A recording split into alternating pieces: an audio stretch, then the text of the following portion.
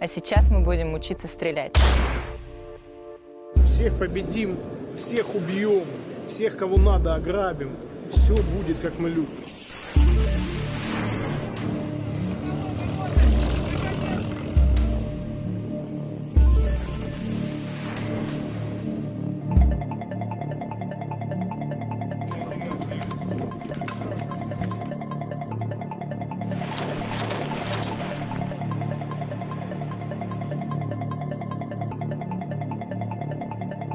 Выстрел!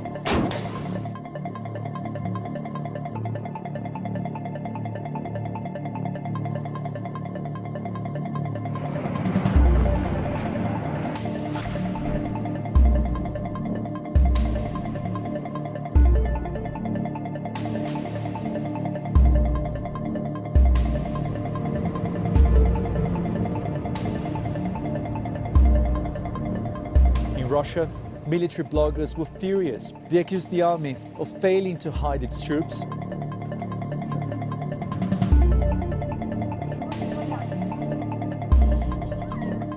Державною мовою свиня. Свиня, свинячою мовою.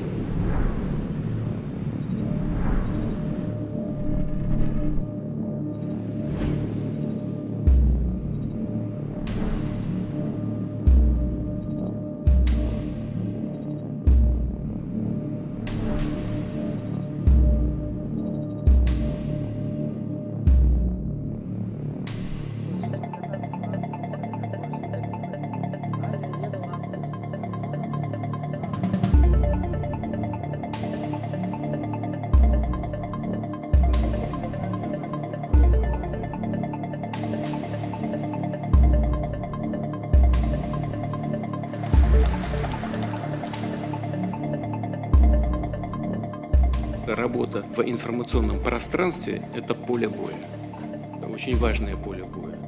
И здесь я очень рассчитываю на вашу помощь.